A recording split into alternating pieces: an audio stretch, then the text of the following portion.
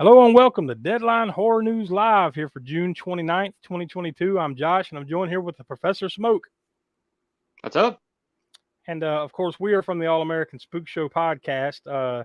Donnie's usually with us, but he had some other stuff going on, so he wasn't able to make it tonight, and Will rarely ever does. So, I'll just mention that he is on the show usually, but on the podcast, I should say, but very rarely does he ever appear here on the, Deadline Horror News. But so yeah, you just got me and Smoke tonight, but we of course want to remind you to like and subscribe to the channel, and then click on the bell to be notified when we upload new videos. You should see all that down below here. We want you to become a supporter of the Spook Show. We're going over to patreon.com/AASpookShow and sign up to become a patron. Level starting at $1, $3, all the way up to the $1,000 Spook Show Insanity level. We've got video minisodes featuring the Library of the Professor every Tuesday. Bonus podcast every month, like Spook Show Rewind, Crapster Theater. We have written articles to the Professor's Retro Review, tons more. I want to remind you that the current episode of the podcast is out now, and that is episode 114, our latest Spook Show Spotlight on the Sean Cunningham, Victor Miller, Friday the 13th legal drama. So yeah, I know it sounds like a real exciting topic, but Smoke and I had a pretty good little explainer. Is that a good way of putting it, Smoke? It's kind of explaining the situation as best we could. Yeah, the old drama between Sean and Cunningham and Miller. Yeah, the ongoing drama that's supposedly, at least the trial was done on it, but it's still going to be ongoing. Yeah. Like apparently Victor Miller has won 2 judgments, but it's still there is still no real true resolution. So we kind of explained that pretty in depth in that episode. So wherever you get your podcast, go track that one down. It's also right here on the YouTube channel. So if you don't feel like going any further than where you are right now, just browse on over to the main channel there. You should see it. But next week we've got episode 115. Now this is Donnie's choice. This is his turn in the rotation, and this was a first for the Spook Show because he chose Never Hike Alone, which is a Friday the 13th fan film. So this is the first time that we have ever done a fan film. So it's not like a traditional studio release. This was basically funded by some dudes that put it out on YouTube for no profit. So, come back next week for that. It was a pretty good episode. And if you're a patron over on patreon.com/AASpookShow, you will get it early. I can't exactly tell you when you will get it, but you'll probably get it over there within the next 2 days, give or take. So, and that's at least at the $5 level over on Patreon. So patreon.com/AASpookShow will get you that episode early. Also want to remind you that Crapster Theater number 4 is out right now, and that's Ernest Goes to Camp. So you go over to Patreon, that is there right now, but we are still voting all the way up until tomorrow night at 11:59 p.m. So Thursday night, June 30th, 11:59 p.m. That's when the poll ends. You can see the poll. You can see the choices right there on your screen. We've got Special Dead from 2006, Rim of the World from 2019, Camp Blood from 2000, and Heavyweights from 1995. So those are your 4 individual steaming piles of turds that you have to choose from. To choose which one you're going to subject us to in the month of July, and we'll be delivering that towards the end of the month. Before I move on to the next screen to tell you what's coming up, Smoke, I guess we'll take this opportunity to let you go ahead and announce what your choice is, because your choice is what is that? Episode 117, I believe. Let me pull the calendar up real fast just so I'm not getting the wrong. Yeah, it's episode 117. Now, your choice in the rotation is an old one this time. So last time you got, just like me, you had to choose a newer one. So now you get a chance to choose an older one. So what are you going to pick for us? Oh yeah. So I had to go with one of my own personal faves. So it's going to be Madman from 1981. Ah, yes. Great choice. There you see what's it was going to be between that and The Burning, and you took The Burning from me, which is a good thing. So that freed me up to choose Madman. That just That Well, just made if you had chose Madman, I would have chose The Burning. So I was about to say, I have a feeling that it would have went one way or the other between us for some reason. Either way, right? Because honestly, Madman, I can't even remember. It seems like I had another one queued up. Seems like I came down to 3: The Burning, Madman, and something else, and I don't remember what it was. But yeah, odds are if I hadn't have chose The Burning, it would have been Madman. So either way, we're getting both. But in between now and then, though, like we said, next week you've got Never Hike Alone. But before that, we have our next cannon fodder on July 11th, episode 116. You see there, Hot Chili.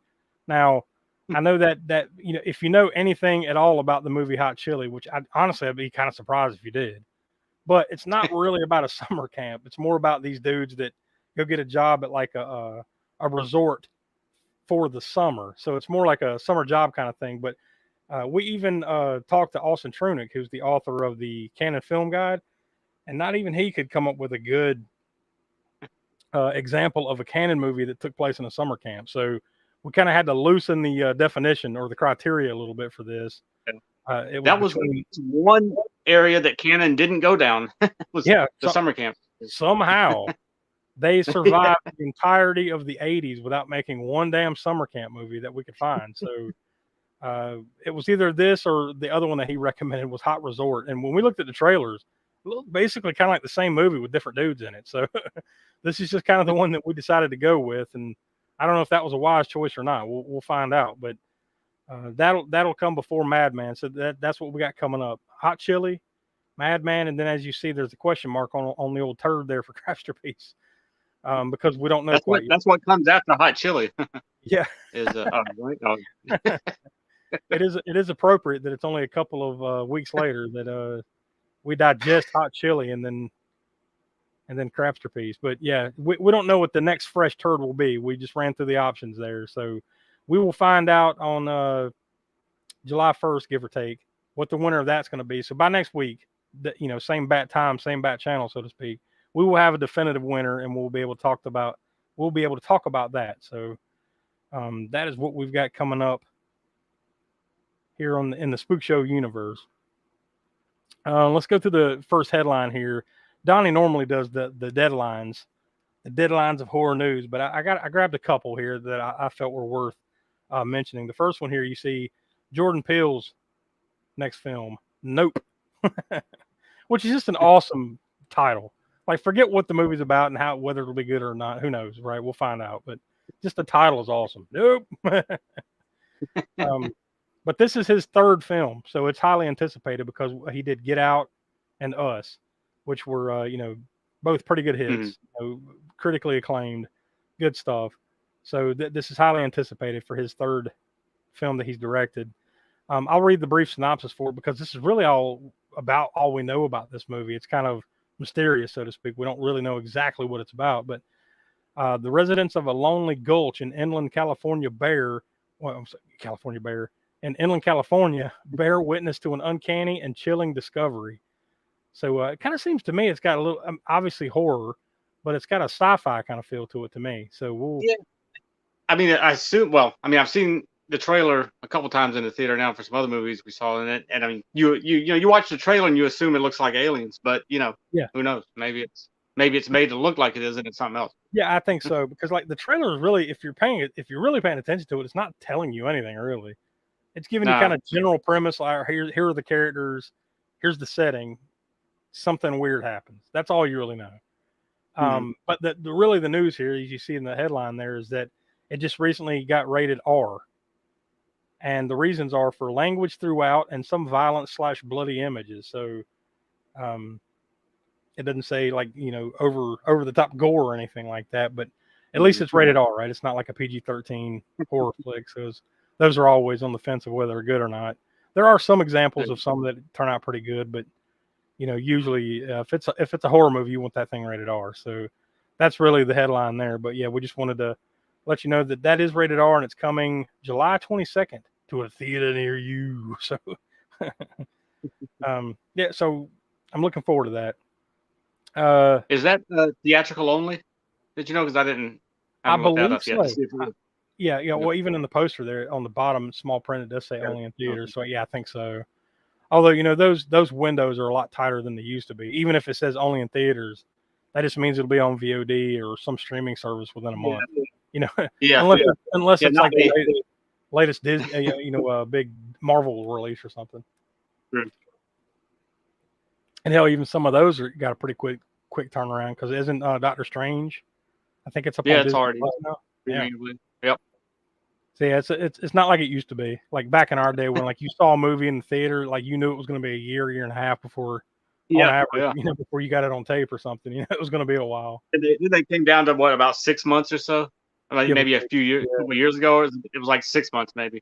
Yeah.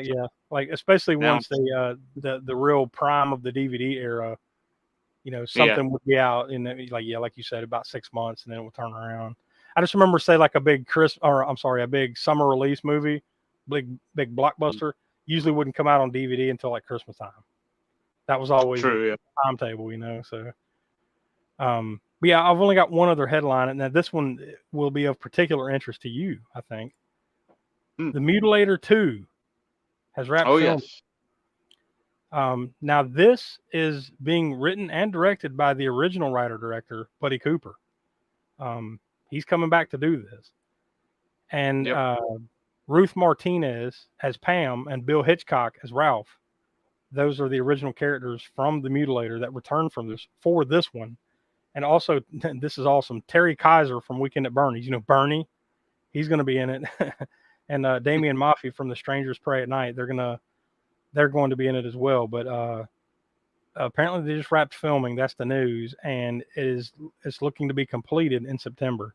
So I couldn't find when they intend to release this thing. But yeah, what do you think about that? Oh yeah. I've been looking forward to that one because we met Buddy Cooper a few times.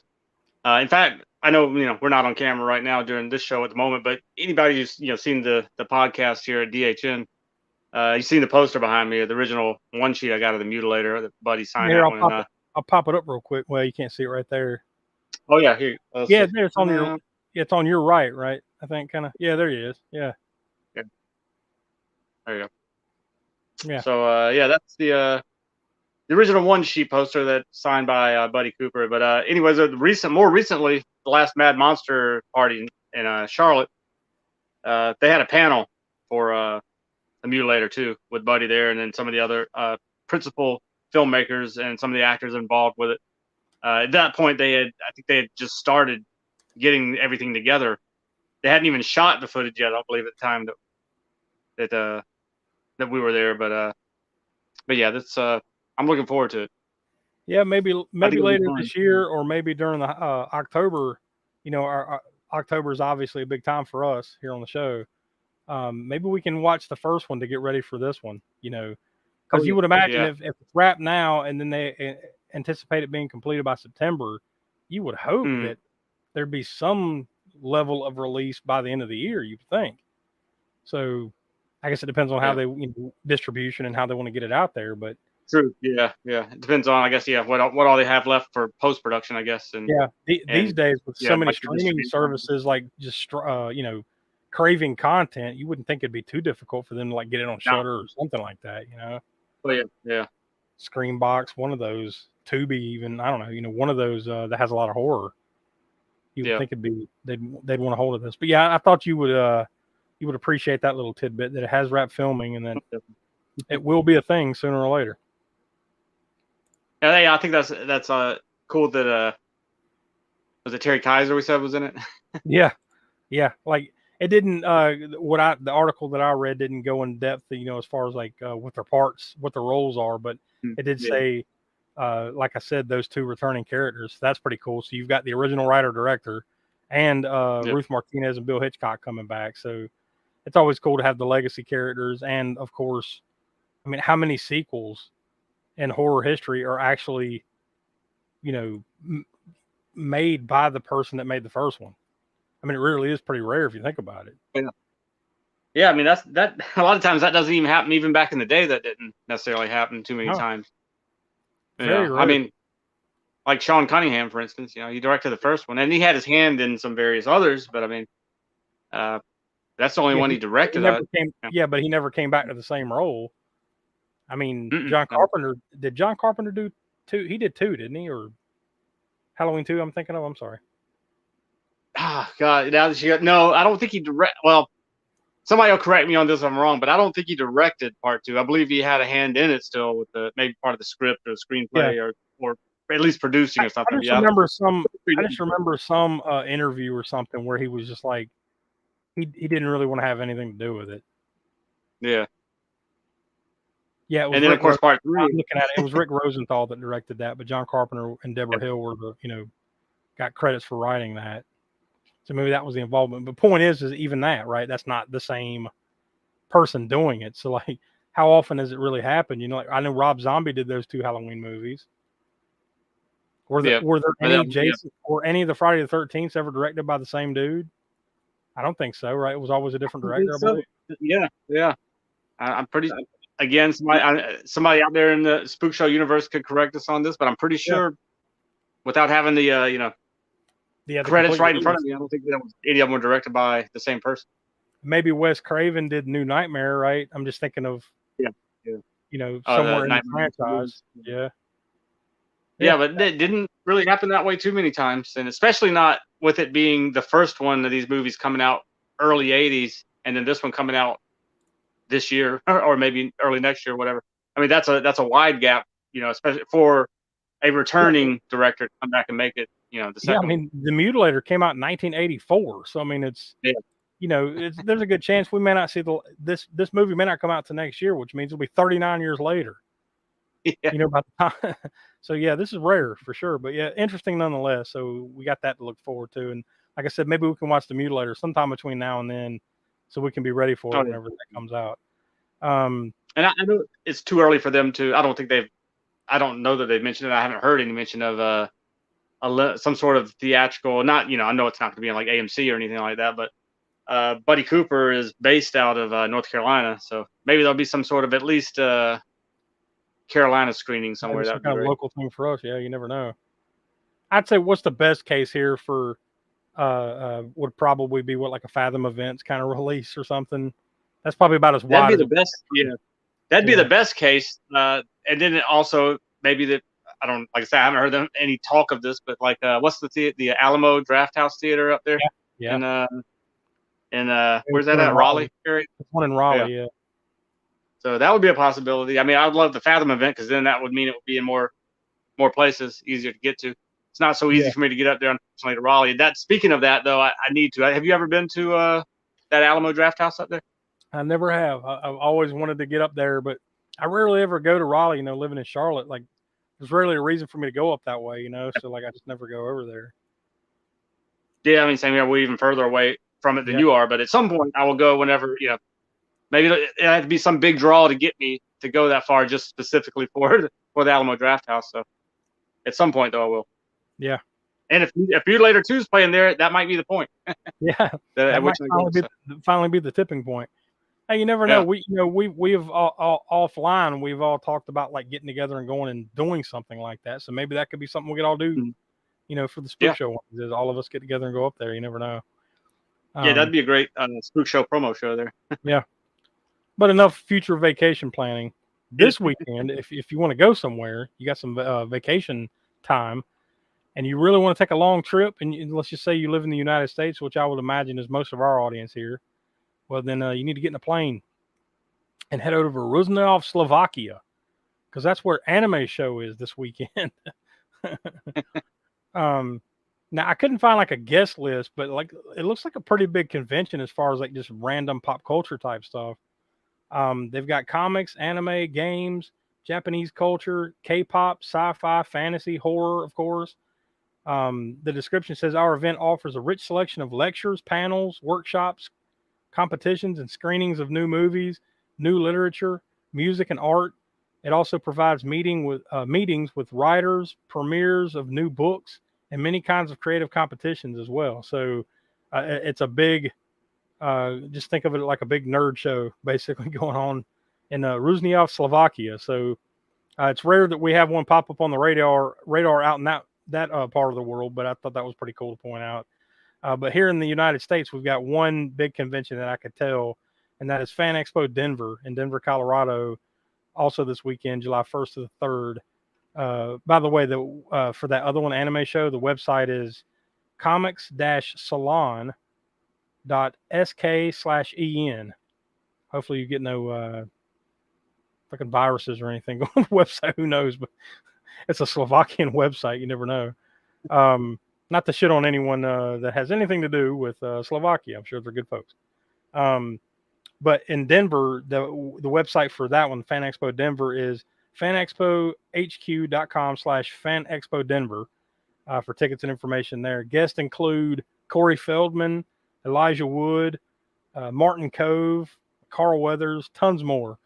Frankly, there's not a lot of like horror guests, other than the couple there, that I mentioned that have been in some horror films, but plenty of other cool sci-fi, pop culture type guests and all that. So, and a lot of comics artists and creators too. Like I saw Jim Lee was going to be there, so that would be worth the price of admission for me if I just went to meet Jim Lee and I could leave. So I'll be all right. But so yeah, if you got nothing going on in Slovakia or Denver, Colorado, now you have something to do. So there you go.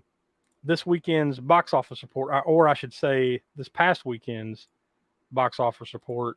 Now we didn't do a live stream last week, so this is a little topsy-turvy from where it was 2 weeks ago, the last time we talked about it. But this is for the weekend of June 24th through the 26th.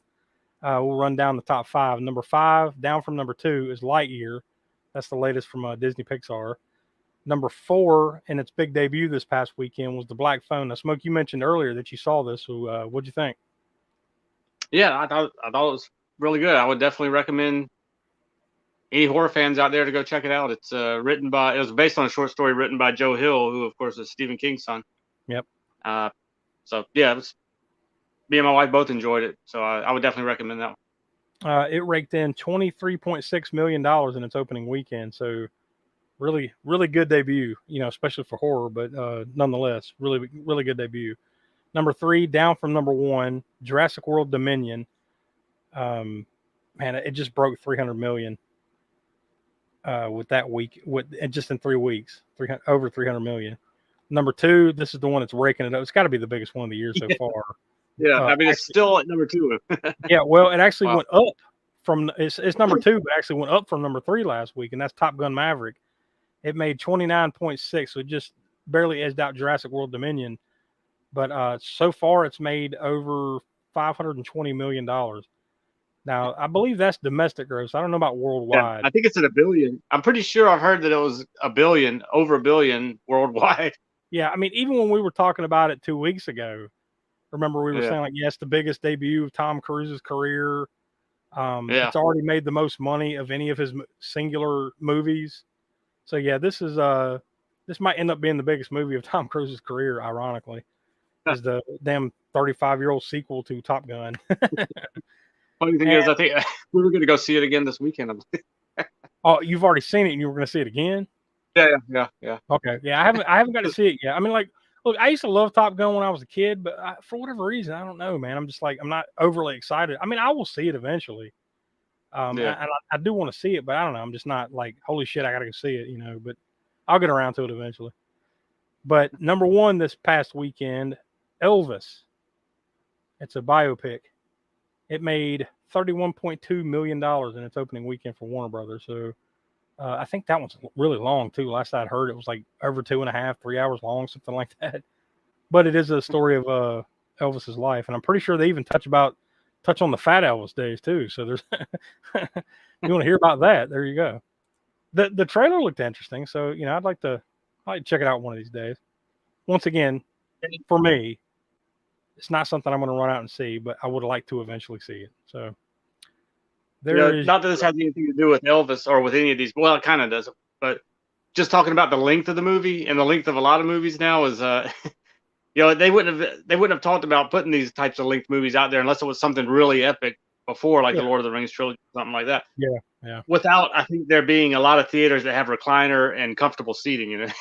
True. Yeah. That's a big thing right there. If you ever go, I'm spoiled that way. Like whenever we have to go to a theater that doesn't have the recliner seating and it's a super long movie, I'm like squirming in my seat about, good hour and 45, 2 hours in you go one of those like old school theaters. It's not like stadium seating where it's just a flat floor, and you got the the cheapo seats and everything. Just the old style seats. Yeah, it's anything over like an hour 20 is miserable. Yeah. Things that older guys sit and complain about. That's right. My chair didn't recline. What the hell? Anyways, what's worse than that is when you go to the recliner theater seats and your shit doesn't recline, like it's broken. Son of a bitch. Yeah. Dude, I had to climb up behind one of those things one time and like plug it in, and like it had come unplugged. I'm like, oh hell no! I had to like pull it back and crawl back there and fix it. I'm not a caveman. What do you think this is? 1975? Yeah, what the fuck? I paid good money for this. Well, it's no exaggeration to say you easily drop $50 going to the theater anymore. If you're getting popcorn and all that. Oh yeah, the whole other thing. Yeah. And if it's IMAX, forget it. You definitely be paying with two people. You're probably paying almost $100 if you're getting. Yeah, like a couple months back. No, this was like toward the beginning of the year. We went and saw the latest Spider-Man movie. I'm blanking on what it was called. You remember the one that came out back in December? Well, that wasn't Far From Home, was it? That sounds right. It go with it. Something home. Either way, this is the latest Spider-Man movie. It's got home in the title. Yeah, this was like in January or something. So we decided to go see it in that 4DX at Regal. Jesus Christ! Like not only is it like riding ride at an amusement park because the chairs moving around and all that bells and whistles that comes with the 4DX experience or whatever. But it was expensive too. I mean, like just on the tickets, I think we dropped $50. Yeah, it's not even including like your concessions and all that stuff. So it's something worth doing every once in a while, but definitely wouldn't recommend doing it a lot. But yeah, anyways, it can be expensive. We all know that. But luckily, there's only one new release on the calendar this week that I can find. This is rare. It's only one that I can find, and this is next. And it's not even this weekend. This is next Tuesday on video on demand. It's called 11th Hour Cleaning. So you see the poster there. The top says, "This crime scene cleanup will be their last," and there's some glowing eyes in the background there. So that looks very 90s. That looks like a 90s poster right there. It does. Late 80s, early 90s. Yeah.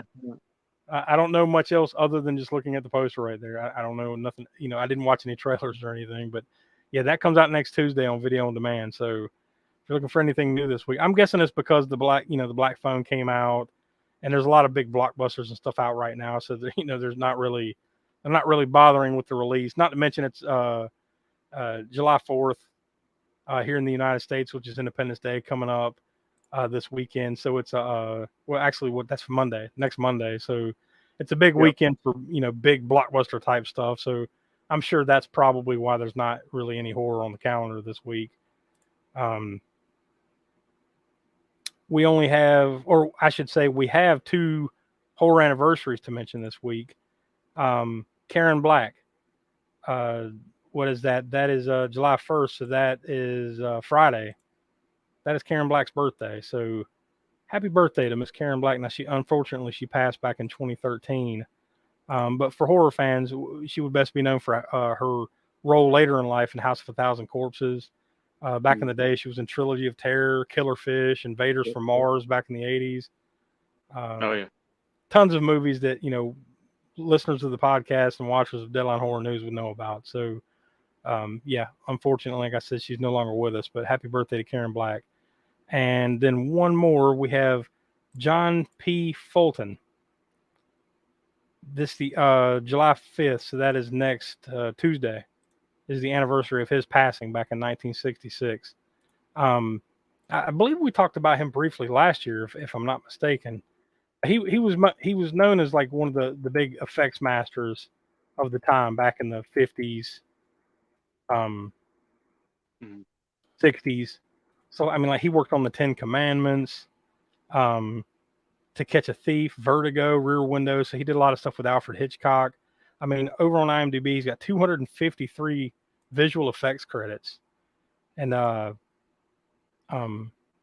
76 credits also as special effects. So yeah, he was one of the predominant visual effects, special effects guys of the 1930s, 40s, 50s, all the way up until his passing in 1966. I mean, he was still working on stuff, a lot of stuff into the early 60s.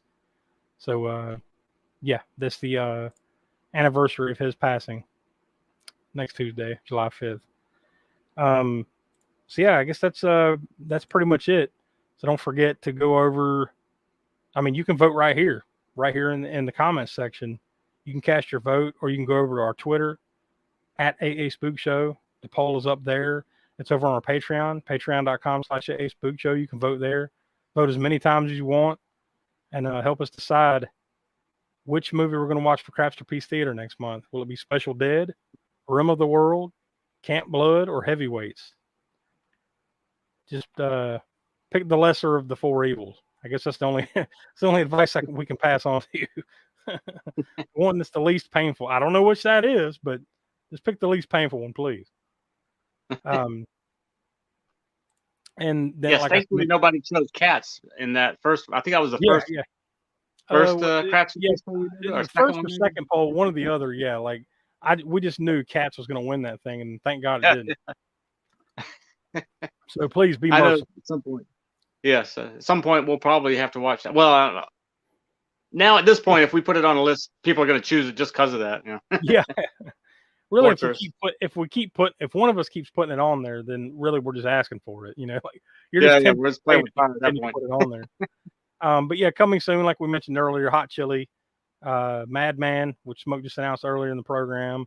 And like we said, that Crapsterpiece poll will decide which turd we watch on July 29th. So, and the Crapsterpiece, by the way, that's a Patreon exclusive. The only way you can listen to us suffer through Crapsterpiece Theater is patreon.com/AA Spook Show. So really, I guess that's it. You know, hit us up on all the usual socials. Like I said, you can vote multiple times on that poll. Help us decide, and we appreciate and you know, watching Deadline Horror News today, and then this is live here on our YouTube channel every Wednesday night at 9 p.m. East. And then don't forget, every Monday, wherever you get your podcast, new episodes of the All-American Spook Show podcast come out every Monday at 6 p.m. East. So you don't want to miss a thing. So for Donnie and Will, who couldn't be with us, and Professor Smoke, I'm Josh. We are the All-American Spook Show podcast. We'll talk to you next week. Later.